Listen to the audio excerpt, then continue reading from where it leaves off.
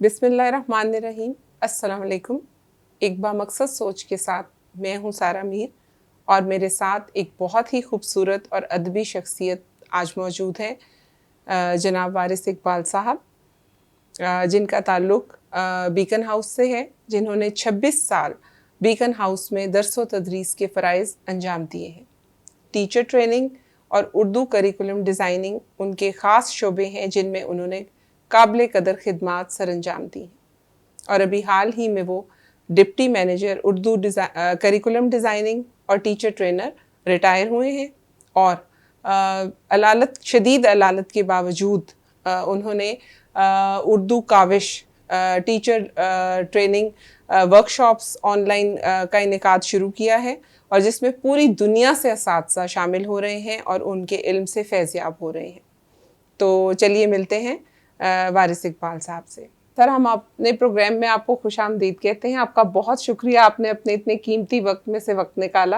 आपका बहुत शुक्रिया कि आपने मुझे इस काबिल समझा है कि आपने ये ज़हमत की है और मुझे आप मुतारिफ़ करवा रही हैं मुख्तलिफ़ लोगों के साथ। आपका बहुत शुक्रिया। जी सर, हमारे नाज़रीन और मैं तो खुद आपसे ये जानना चाहूँगी कि आपने अपने सफ़र का आगाज़ कैसे किया, और एक अभी आपने कैमरा के पीछे एक बहुत ही दिलचस्प अपनी ज़िंदगी का वाक़या बताया, और मुझे वो बहुत अच्छा इसलिए लगा और क्लिक किया कि कहीं ना कहीं हम सब की ज़िंदगी में ऐसे वाक़यात रूनुमा होते हैं जिनको शायद हमारे वालिदैन या दूसरे लोग भूल जाते हैं, लेकिन हमारे ज़हनों पर उसकी छाप बहुत गहरी होती है। तो मैं आपकी ज़ुबानी सुनना चाहूँगी। शहर है जी कोयटा और सर्दियों का मौसम, बर्फ़बारी हो रही है और एक घर का एक छोटा सा सहन है और उस सहन में 3 बच्चे खेल रहे हैं। बर्फ़ से और बर्फ़ के गोले बना बना के वो एक दूसरे पे गिरा रहे हैं।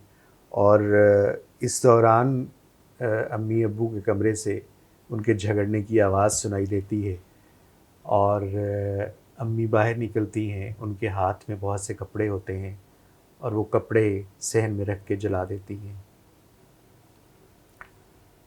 उन बच्चों में एक बच्चा मैं भी था और मैंने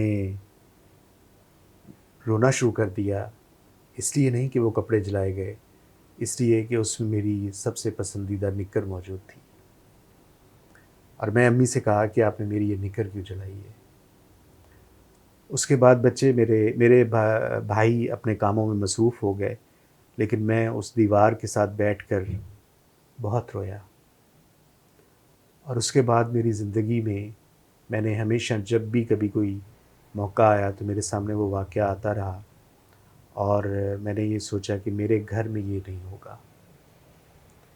मैंने आखिरी वक्त में अपने अम्मी अब्बू में बहुत ज़्यादा मोहब्बत देखी और अल्हम्दुलिल्लाह उस वाक़े की वजह से हमेशा मुझे आगे बढ़ने का मौका मिला और मुझे सोच के नए ज़ाविये और सोच के नए अंदाज़ मिले।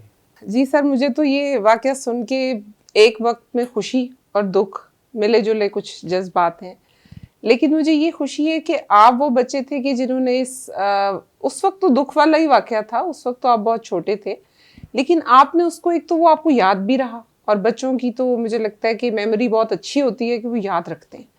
तो लेकिन आपने उसको मस्बत अंदाज में लिया और आपने उससे ये सोची जब आप बड़े हुए, जब आपकी शादी हुई, कि मेरे घर में ऐसा नहीं होगा। तो ये मैं अपने नाजरीन से भी कहना चाहूँगी कि आपकी ज़िंदगी में कोई भी ऐसा वाक़या हो तो उसको मस्बत सोच में तब्दील करें। जैसे सर, ऐसे भी तो होता है कि बहुत से मर्द अपने वालिद को अगर बीवी को मारते हुए माँ को देखते हैं, या घर में कोई तशद्दुद या कोई लड़ाई झगड़ा, तो वो वैसे ही हो जाते हैं, वो भी वैसे ही करते हैं कि शायद मेरे वालिद ऐसे करते थे तो मैं भी ऐसे ही करूं। तो आपने उस सोच को इंतहाई मस्बत अंदाज से लिया कि आपके घर में वो वाक़या ना हो, ताकि आपके बच्चों के बचपन में ऐसी कोई दुख भरी छाप ना रहे। तो बहुत ही खूबसूरत बात। अच्छा सर, कोई और ऐसा वाक़या जो आपके सफ़र का आगाज़ हो? यकीनन कुछ और भी ऐसा होगा।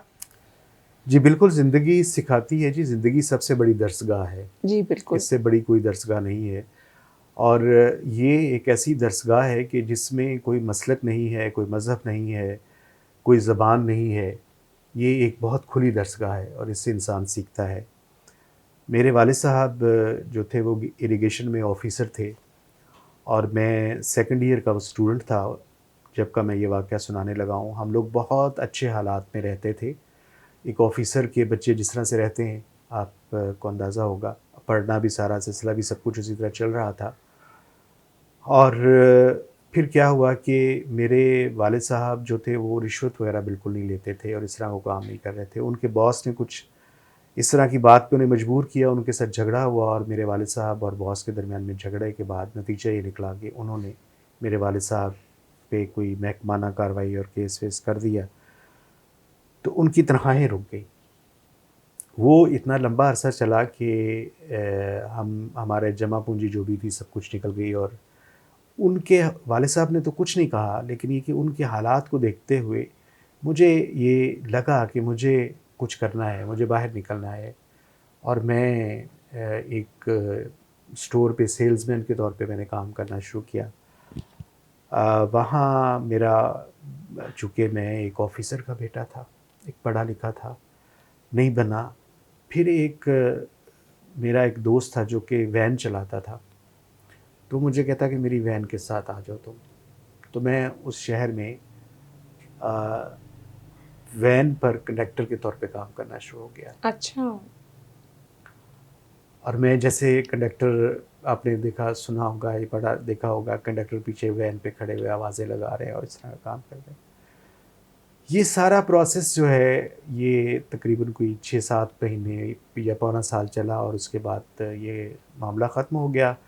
और फिर हम अपने सही ज़िंदगी डगर पे आ गई और हमने पढ़ना शुरू कर दिया। मैंने भी पढ़ना शुरू कर दिया और मैं पढ़ लिख कर सब कुछ।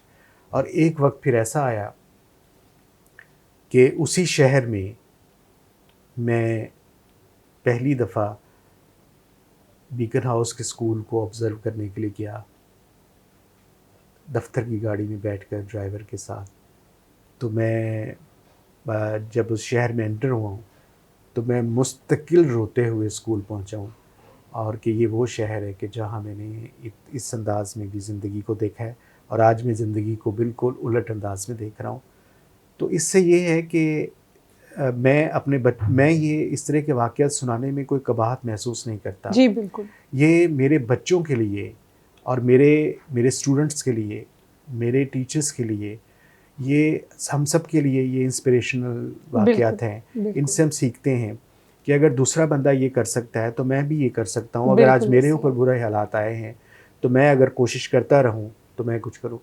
लोग राह फ़रार इख्तियार करते हैं। जी बिल्कुल। हमें राह फ़रार इख्तियार नहीं करनी है अपने बुरे हालात में, हमें बल्कि उसके अंदर कोई रास्ता निकालना है उनमें से निकलने के लिए और उन हालात को मीट करना है, उन हालात को फेस करना है, उन हालात का मुकाबला करना है। जी। तो ये सोच लेके आगे चले और अल्लाह ने कामयाबी दी और अल्लाह ताला ने बहुत इज़्ज़त दी, बहुत मर्तबा दिया, बहुत पढ़ा, बहुत कुछ किया। बेशक बेशक। तो बीकन हाउस में सफ़र का आगाज़ कैसे हुआ और फिर आपने कितना अरसा काम किया और इतनी आपकी खिदमात हैं, जैसे उर्दू का करिकुलम डिज़ाइन किया आपने किताबें भी लिखी जी। और आपने टीचर ट्रेनिंग में तो आप माशाल्लाह बहुत माहिर हैं। तो ये किस तरह ये सब आप सफ़र तय करते चले गए, अपनी जो आपकी अंदर इंटरपर्सनल स्किल्स हैं वो कैसे इम्प्रूव होती चली गई और फिर आप लोगों के लिए कैसे इतना कुछ डिज़ाइन करते चले गए? बीकन हाउस में मैं जब आया हूँ एज अ टीचर, मैं आया हूँ और आके मैंने पढ़ाना शुरू किया। और बीकन हाउस का जो बच्चा है वो मुख्तलिफ था, या बीकन हाउस का जो निज़ाम है वो कैम्ब्रिज का था और वो निज़ाम बिल्कुल मुख्तलिफ है हमारे हुकूमत या पब्लिक सेक्टर के निज़ाम से। जी बिल्कुल। तो इसलिए नई चीज़ें सीखने का मौका मिला। तो उस वक्त हमारे एक ट्रेनर, मेरे लिए तो वो बहुत उस्ताद से भी शायद बढ़ के अगर मर्तबा तो मैं उनको देना हूँ, टीना हमीद। अच्छा। टीना हमीद उन दिनों में बीकन हाउस ने ब्रेडफोर्ड कोर्स शुरू किया हुआ था और भी गोरे करवा रहे थे आके इंग्लैंड से। तो टीना हमीद वो कर रही थी। तो टीना हमीद नई नई स्ट्रेटजीज़ अपनी क्लास में इंट्रोड्यूस करवाती थी और वो आके स्टाफ रूम में अनाउंस करती थी कि भाई मैंने आज नई स्ट्रेटजी अनाउंस करनी है, तो किसी ने आना है तो आ जाए। अच्छा। और वो प्राइमरी को करवाती थी और हम लोग सीनियर स्कूल में थे, तो सीनियर स्कूल वाले थोड़े से प्राइमरी वालों से अपने आप को बड़ा समझते हैं, तो लोग जाते नहीं थे, तो मैं चला जाता था उनके पीछे पीछे। तो एक दफ़ा मुझे याद है कि मैं उनकी जब पहली दफ़ा मैं उनकी क्लास में गया तो मैं देख के हैरान रह गया कि वहाँ पे एक अजीब तरीके से पढ़ाया जा रहा है, सही। जो मैंने ज़िंदगी में कभी देखा ही नहीं था, ना सुना था। और मैंने कहा कि मैंने इस खातून की तरह पढ़ाना है। सही। और मैंने उन्हें कहा मिस टीना से कि जब भी आपने कोई अच्छा लेसन करना है तो आपने मुझे बुलाना है। तो एक दफ़ा जब वो मुझे लेके जा रही थी अपनी क्लास में, तो मैं उनके पीछे पीछे चलता जा रहा था, तो मैंने उनकी कमीज़ का पल्लू पकड़ा हुआ था और मैंने कहा जी एक छोटा सा बच्चा आपके पीछे आ रहा है तो इसका ख़ास ध्यान रखना है, इसको सिखाना है। तो वो मुझे नहीं भूलता और वो फिर उनके उनके वो फिर ट्रेनर बाद में बन गई और फिर उनके पीछे पीछे चलता चलता मैं भी ट्रेनिंग में शामिल हो गया। करिकुलम उर्दू का बनने के लिए अनाउंस हुआ तो कुछ कहानियाँ, एक ग्रुप बनाया गया उन्होंने और उसमें कुछ कहानियाँ मांगी गई। WWF की कोलैबोरेशन के साथ वो ग्रुप बना था और उसमें 60 के करीब लोग थे और उसमें मेरी भी 2 कहानियाँ सिलेक्ट हो गई। तो मुझे सही। उन्होंने बुला लिया कि आप आ जाएँ जी ग्रुप के अंदर।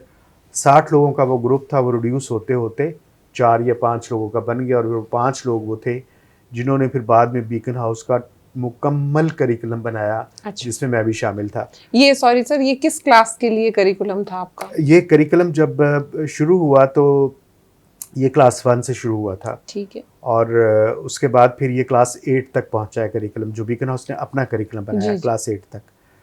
तो मीनवाइल ये फिर मैं चूँकि ट्रेनिंग में आ गया, मैंने खुद मेरी प्रोफेशनल डेवलपमेंट होना शुरू हो गई। फिर मैंने ब्रैडफोर्ड से डिप्लोमा किया, फिर आगे चलते चलते कैम्ब्रिज यूनिवर्सिटी से मैंने इंफॉर्मेशन कम्युनिकेशन टेक्नोलॉजी में डिप्लोमा किया और मैंने 4 डिस्टिंक्शन ली।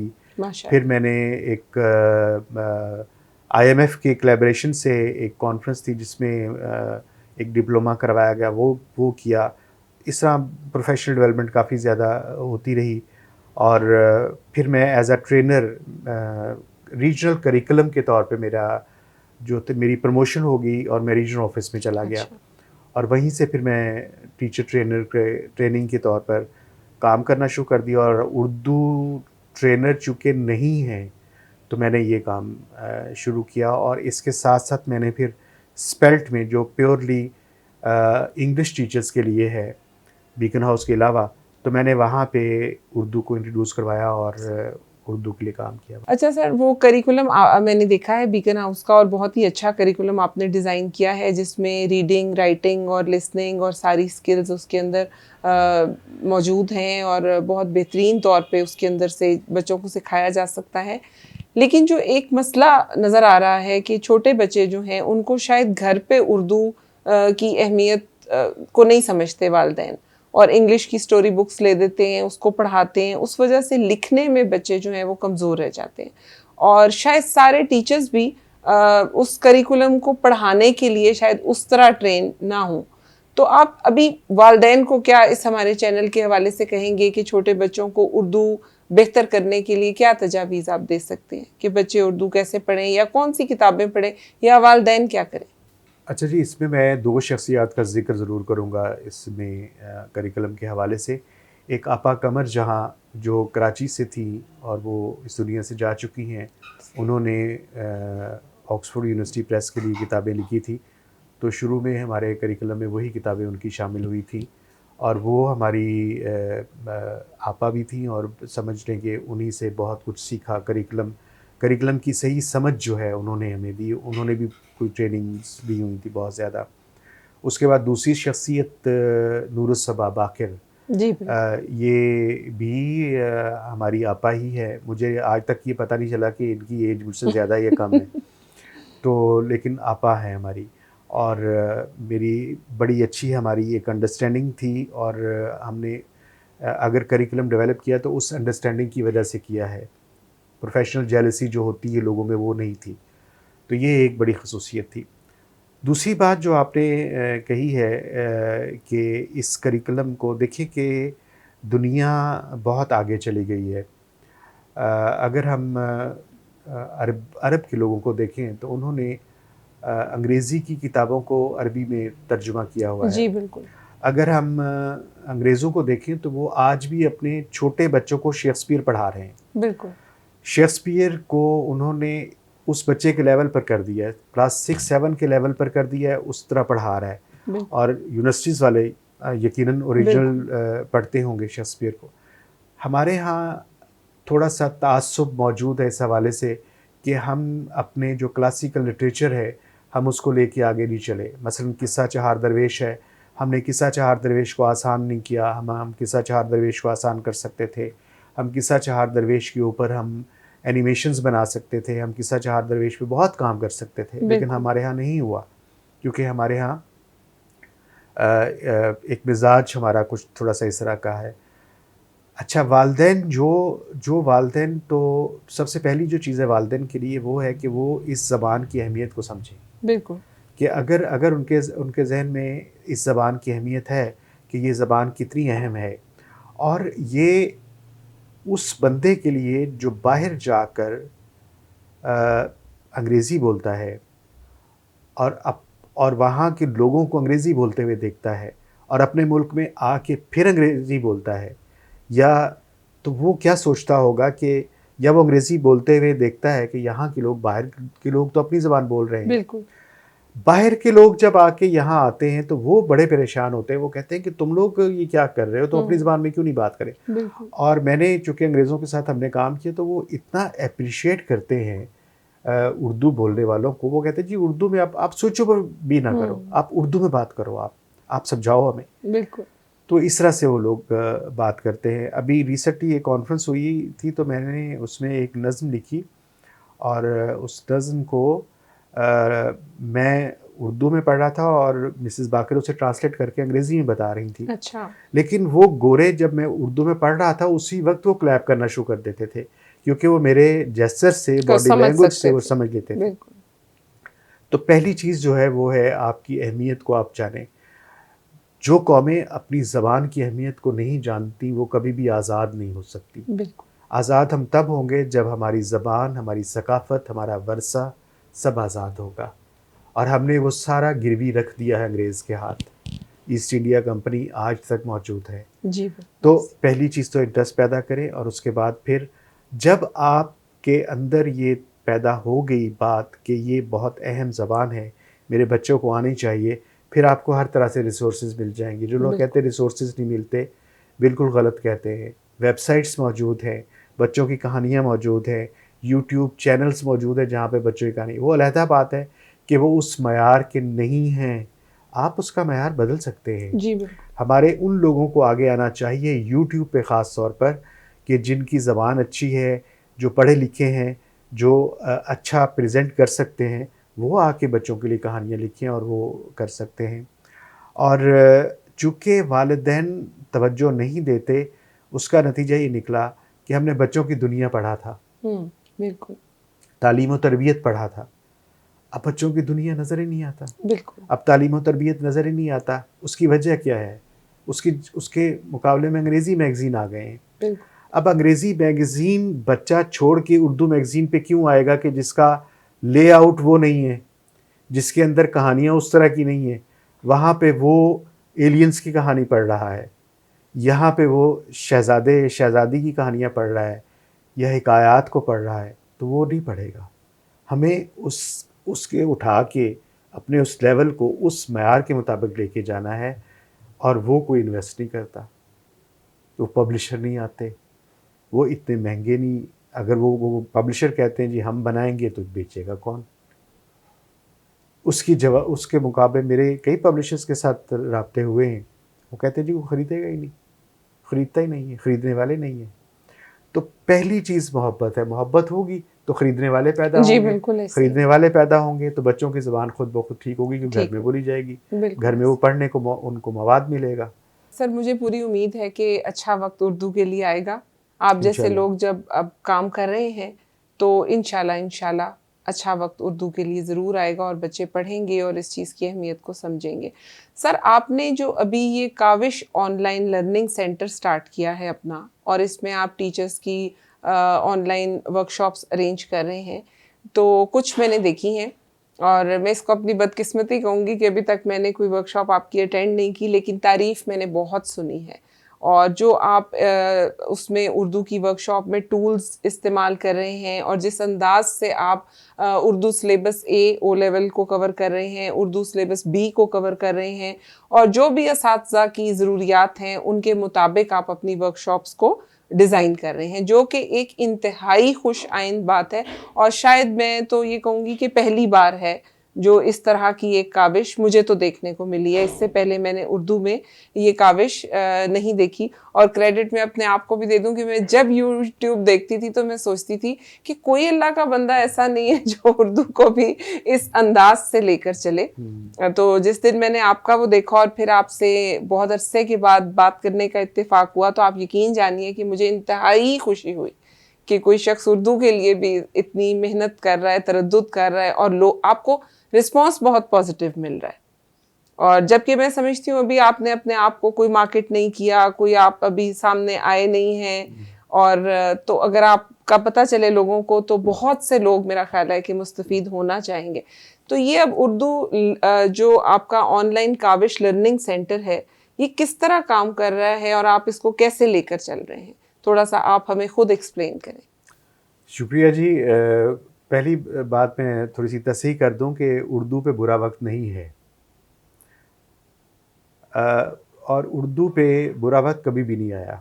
सही। अगर बुरा वक्त होता ना तो कायद आज़म कभी भी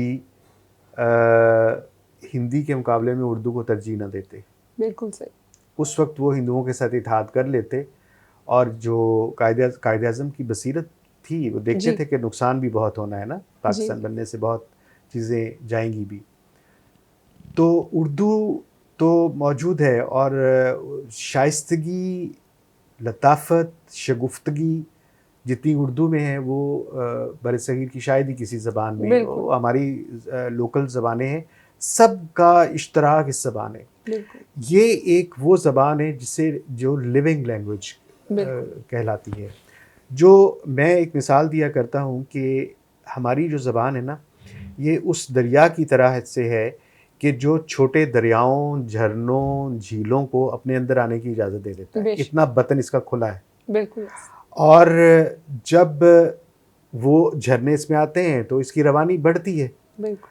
अब मसला ये है कि हम कहीं कहीं रुकावट डाल देते हैं, और रुकावट क्या है कि हम नए झरने नहीं आने देते। देखिए, मैंने अभी एक वर्कशॉप करवाई है, उस वर्कशॉप में मैंने कहा टीचर से, ऑनलाइन में वर्कशॉप करवा रहा था TNS में जी। तो मैंने उनसे कहा कि आप लोग ना जाएं, फ़ौरन अपनी कबर्ड खोलें और उसमें से जो आपका फेवरेट लिबास है वो निकालें। सही। और उसकी एक तस्वीर बनाएं, और तस्वीर बना के फ़लाँ टूल के ऊपर, सॉफ्टवेयर पर डाल दें। वो मैं उन्हें पहले सिखा चुका हुआ था, एक दिन पहले। वो गए, उन्होंने डाल दी। मैंने कहा जी अब उसके ऊपर लिखना भी है, क्यों ये आपको पसंद है। उन्होंने वो उसके ऊपर वो लिख भी दिया, और बहुत अच्छा लिखा। मैंने उनको शेयर की स्क्रीन, उन सबको दिखाया। उसके बाद मैंने उन्हें अपनी तरफ से 4 लिबास दिखाए। अच्छा। मैंने कहा कि अब आपने ये 4 लिबास देखने, और आपने इसका एक का नंबर 1 है, 2 है, 3 है, 4 है। अपनी चैट में जो आपको लिबास पसंद है ना, आपने चैट में लिख देना है। सही। तो मेजॉरिटी ने नंबर 2 को पसंद किया। अच्छा। मैंने कहा जी आपने ये नंबर 2 को क्यों पसंद किया है?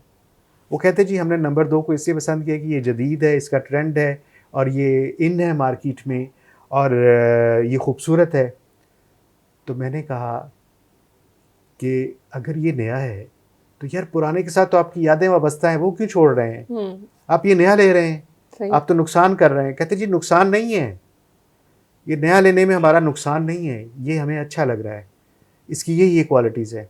तो फिर मैंने कहा कि अगर आपके पास पुराना लिबास है जिसके साथ यादें वाबस्ता हैं, जो आपकी माँ ने दिया है, जो आपकी शादी का जोड़ा है, आप वो छोड़कर ये ले रहे हैं नया वाला, तो फिर आप पुरानी स्ट्रेटजीज टीचिंग की क्यों नहीं छोड़ते? वाह, क्या खूबसूरत बात है, और किस तरह से आपने उसको लिंक किया है। नई स्ट्रेटजीज क्यों नहीं लेते? बिल्कुल।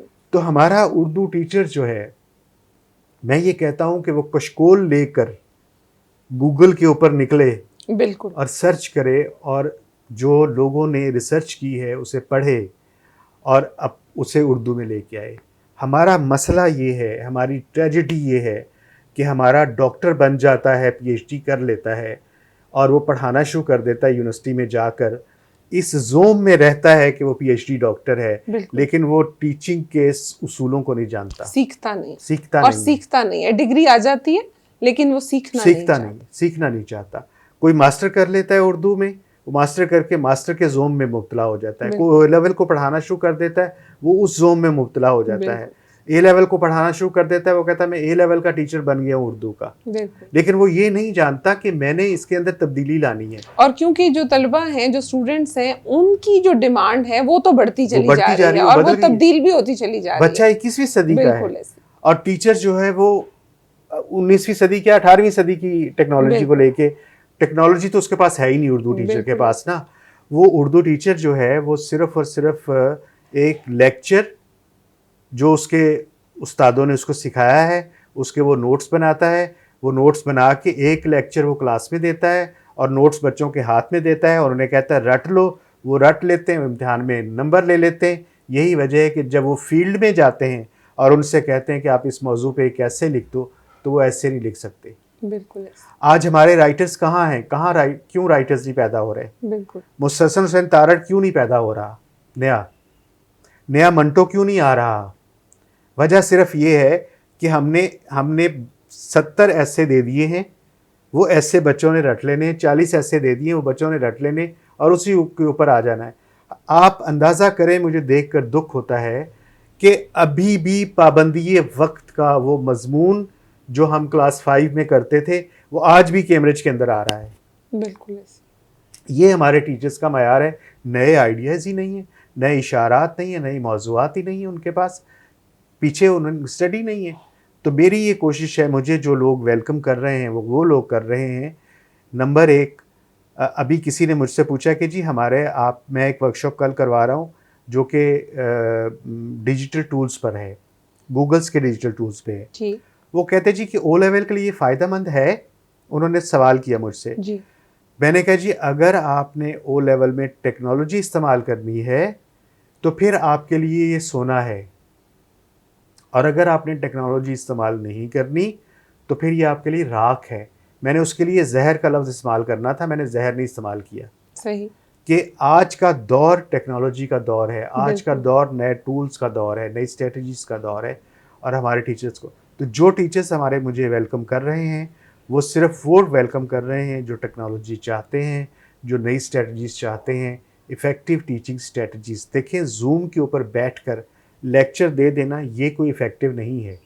जूम के ऊपर बैठकर या गूगल क्लासरूम के ऊपर बैठकर या गूगल मीट के ऊपर बैठकर आप इंटरेक्ट कर रहे हैं बच्चे को, बच्चा आपके सामने बैठा हुआ है, अब बच्चे को एक्टिवेट करें आप। बिल्कुल। आप बच्चे को मूव करवाएं, बच्चे की मूवमेंट करवाएं।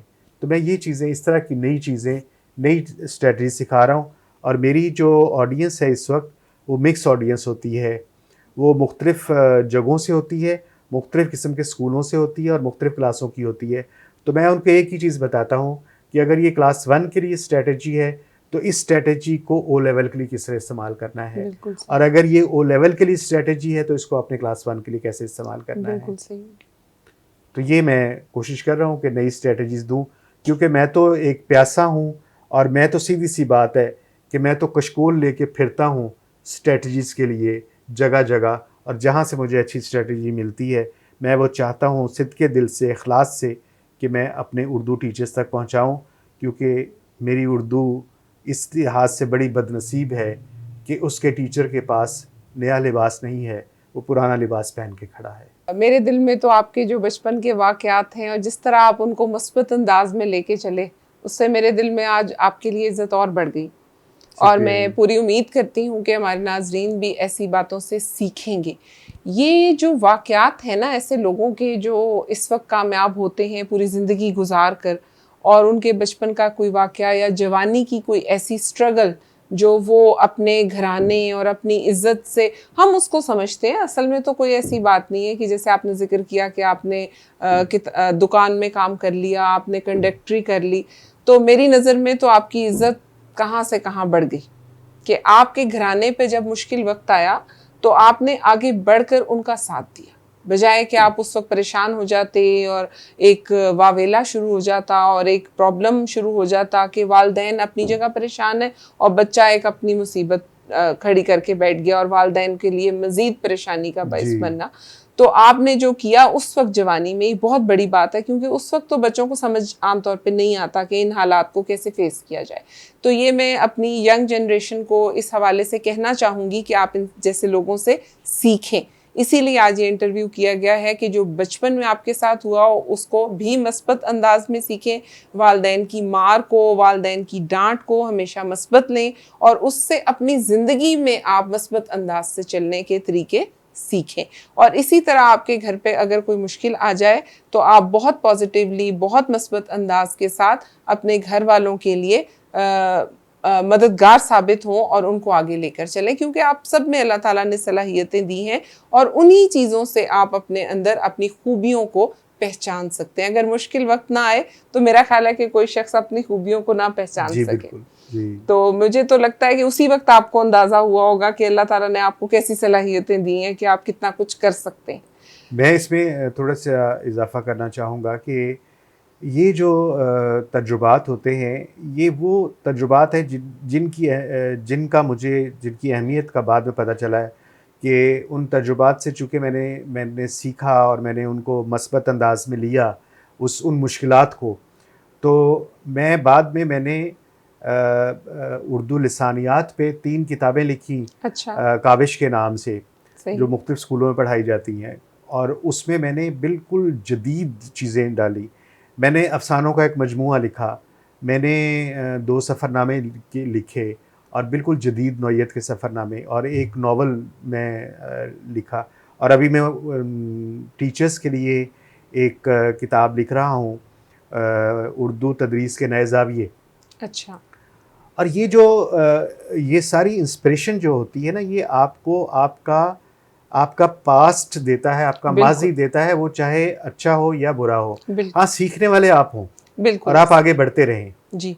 माजी को भी छोड़ना नहीं है और जिद्दत को भी नहीं छोड़ना।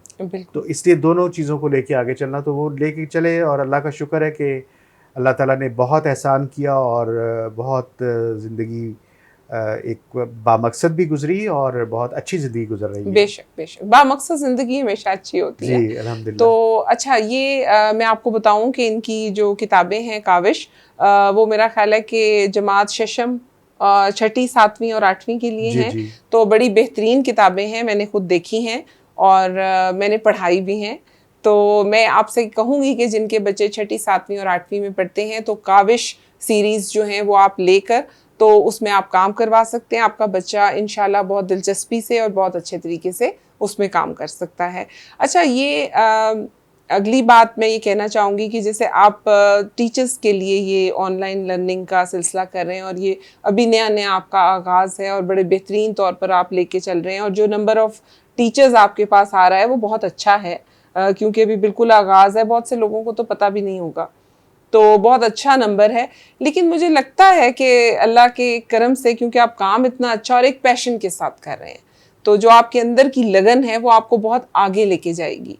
तो मैं भी ये चाहूँगी और आपके लिए दुआगो भी हूँ कि ये बहुत बढ़े। तो आपको मुझे लगता है कि टीम्स बनानी पड़ेंगी और आपसे खुद शायद संभाला नहीं जाएगा कि इतने सारे teachers all over the world इसको सीखेंगे और इसको समझेंगे और इसको फिर आपके काम को आगे लेके चलेंगे। तो आप इसको मुस्तकबिल के लिए तैयार कर रहे हैं कि आने वाले चैलेंजेस आ रहे हैं आपको कि आपका काम बहुत बढ़ता चला जाएगा, तो आप समझते हैं कि आप उसके लिए अपनी तैयारी में हैं? जी, उसमें एक मज़े का मैं छोटा वाक़या बताता हूँ कि अफ़गानिस्तान से एक बच्चे ने मेरे इस पेज पर, ग्रुप पर आने की कोशिश की। तो मैं उनकी बच्चों की मैं टीचर्स जो भी आते हैं, वो टीचर्स के लिए चूँकि ग्रुप बनाया है, तो टीचर्स को वहाँ से रिसोर्सेज मिलता है और मैं उनकी प्रोफाइल देखता हूँ। तो मैंने प्रोफाइल देखी तो वो बच्चा और अफ़गानिस्तान का, तो मैंने उससे मैसेजिंग शुरू कर दी ना करनी। तो जब मैंने उससे टॉक किया तो उसने जवाब में रोमन उर्दू में लिखा कि मैं उर्दू सीखता हूँ। तो मुझे वो इतना प्यारा लगा, तो मैंने कहा कि बेटा, अब मेरी मजबूरी है कि मैं यहाँ तो नहीं ला सकता आपको, लेकिन मैं आपके लिए एक अलहदा ग्रुप या कोई अलहदा चैनल, कोई इस तरह का सिलसिला शुरू करूँगा। तो एक तो मेरे जहन में ये है कि मैं बच्चों के लिए एक ये सिलसिला शुरू करूँ, और वो जो बैरून दुनिया, बैरून पाकिस्तान जो लोग मौजूद है और उनके बच्चों को उर्दू का मसला है, उनके लिए मैं ज़रूर कोई ना कोई सिलसिला शुरू करूँगा और उसमें मैं मुख्तलिफ़ लोगों को भी शामिल करना चाहूँगा। और उसके बाद टीम तो मैंने बनानी है, ज़रूर इंशाल्लाह जी। आगे लेके चलेंगे, क्योंकि सारा कुछ अर्लियर्स एक बिल्कुल मुख्तलिफ़ चीज़ है। मुख्तलिफ है, ओवरसीज़ बिल्कुल। बच्चों को पढ़ाना, फिर ये कि हमारे यहाँ बहुत से हम अपनी ज़बान को बाहर इस तरह मुतारिफ़ करवा सकते हैं कि अगर एक जापानी बंदा है, वो भी अगर उर्दू सीखना चाहता है, तो वो सीख तो सके। आपको उसको कोई ना कोई बिल्कुल, फैसिलिटी दे तो वो सीख बिल्कुल। सके। तो ऐसा एक सेटअप बने कि जी, जिसमें तो मैं मुख्तलिफ़ लोगों के साथ आजकल मुख्तलिफ़ मीटिंग्स कर रहा हूँ, बाहर दुबई में हैं, अमेरिका में भी हैं, और जिनके साथ मेरा सिलसिला चल रहा है इंशाअल्लाह। तो हम कोई ऐसा सेटअप बनाएँगे कि जिसमें वो लोग जो उर्दू जैसे बाकी ज़बानें ऑफ़र की जाती हैं, जी, हम बिल्कुल, उर्दू सिखाने के लिए लोगों को बिल्कुल। पेशकश करें और उर्दू को मुतारिफ़ करवाएँ मुख्तलिफ़ ममालिक में। टर्की में हो सकता है, जो हमारे साथ उनका है सिलसिला है, इजिप्ट है, अरेबियन कंट्रीज़ है, इसके बाद चाइना है और भी बहुत से लोग हैं। इंडिया से बहुत से लोग आ रहे हैं मेरे जी, जी, साथ, बिल्कुल ये ऐसे ही। भी शामिल है। इंशाअल्लाह बनेगा जी कुछ ना कुछ सेटअप। इंशाल्लाह, इंशाल्लाह मेरी दुआ है कि अल्लाह ताला आपको बहुत कामयाबी दे शुक्रिया जी। और ये जो बच्चों के लिए डिफरेंट लेवल्स के लिए है, तो ये बहुत ज़रूरी है कि जी, जैसे बिल्कुल छोटे बच्चे हैं तो कहानियाँ वो सुन सकें और उसके साथ पढ़ भी सकें, तस्वीरी कहानियाँ हों। फिर प्राइमरी लेवल है तो उस पे किस तरह से बच्चे सीख सकते हैं और वालिदैन के लिए बहुत आसानी हो जाएगी कि वो अपने बच्चों को उसके ज़रिए से सिखा सकें।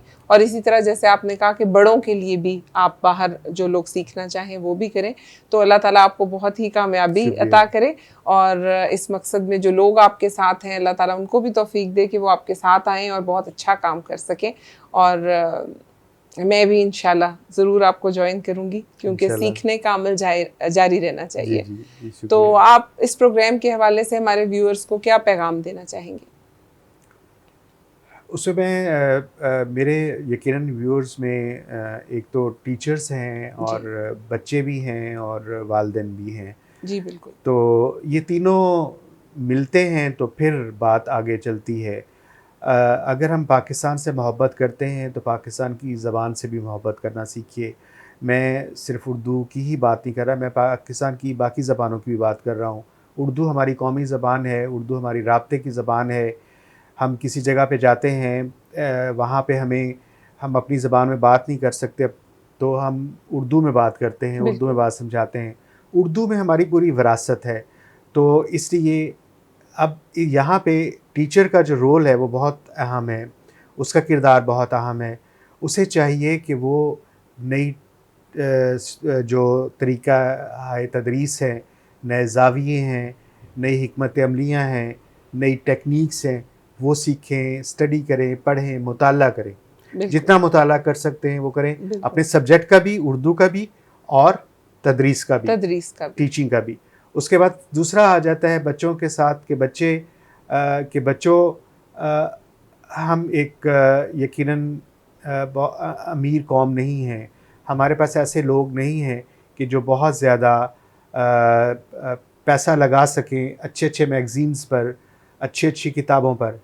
आप हैं कि आपको जो भी उर्दू का मैगज़ीन मिलता है, वो अगर मयारी लगता है तो वो ज़रूर बने, पढ़िए। बच्चों की दुनिया आज भी मौजूद है, तालीम और तरबियत भी मौजूद है और भी कई मैगज़ीन मौजूद हैं, जो कि आप पढ़ सकते हैं, उर्दू अखबारात में भी हैं।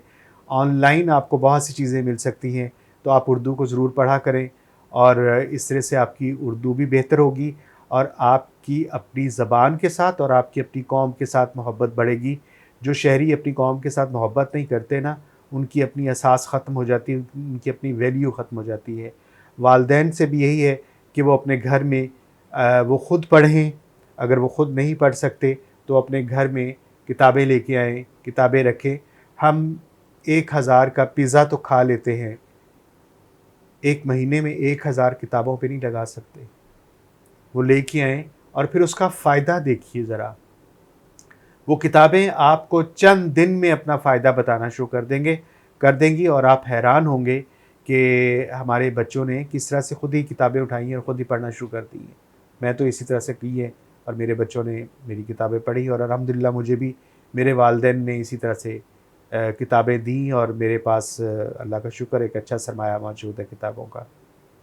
मैं इसके अलावा जी और जी, बहुत खूबसूरत पैगाम दिया और मैं भी इसी को बढ़ाते हुए कहूँगी कि आप लोग अपने बच्चों को, अपने इर्द-गिर्द अपने दोस्तों को महँगे-महँगे और दूसरी चीज़ों के तोहफ़े देने की बजाय किताबों के तोहफ़े देने का रिवाज जी डालें। बिल्कुल। एक दूसरे को खूबसूरत किताबें दें ताकि वो किताबें पढ़ी जाएँ और उस बात को आप लोग ज़िंदा करें जो हमारे दौर में हमारे वालिदैन हमें किताब लेके देते थे और ख़ास तौर पे हम किताबें लेने जाया करते थे। और मुझे याद आ गया इस हवाले से कि मेरे वालिद जो हैं वो मैप्स बहुत ज़्यादा बड़े-बड़े एटलसेस, बिल्कुल। मैप्स और किताबें, और हमारे घर में इतनी किताबें थीं और अभी भी हैं बहुत ज़्यादा, और हर लेवल की, छोटे बच्चों के लिए, बड़ों के लिए। फिर अब्बू क्योंकि बैरिस्टर थे तो लॉ की बुक्स, और बस हर वक्त हमने आँख खोली तो किताबें देखी। तो मैं किताब खुद आपको से सॉरी मोहब्बत वहीं से है। कथा कलामी कि मेरे अब्बा जी मुझे मुशायरों में, छोटा सा था मैं था, मुशायरों में लेके जाते थे। जी बिल्कुल। खुद भी शायरी करते थे, मुशायरों में लेके जाते थे। और जो पहली किताब मैंने घर में देखी वो दीवाने गालिब था। अच्छा। और बड़ा खूबसूरत सा ना जी डेकोरेटेड बिल्कुल। दीवाने गालिब होता था। मसनवी मौलाना रूम, बिल्कुल। ये वो किताबें कि जो कि पहले हमने घर में देखी। बिल्कुल। तो ज़रूर कोई ऐसी किताबें आपके घर में होनी चाहिए। ये वालिदैन की ज़िम्मेदारी है कि बिल्कुल। आज मैं अपने वालिदे मोहतरम को जो मरहूम है, अल्लाह उन्हें आमीन। जन्नत नसीब करे, मैं उन्हें याद कर रहा हूँ, उनकी किताबें, दी हुई किताबों को याद कर रहा हूँ। बिल्कुल। तो कल को आपके बच्चे भी याद करें कि हमारे माँ ने, हमारी माँ ने, हमारे बाप ने हमारे लिए ये किताबें रखी थी हमारे लिए बचपन में। बेहतरीन पैगाम है। आप लोग भी अपने बच्चों को किताबों का तोहफ़ा दें, इल्म का तोहफ़ा दें, ताकि वो कल को आपको इसी तरह अच्छे अंदाज में याद करें और उनका दिया हुआ इल्म उनकी ज़िंदगी को निखार दे। आप सबका बहुत शुक्रिया।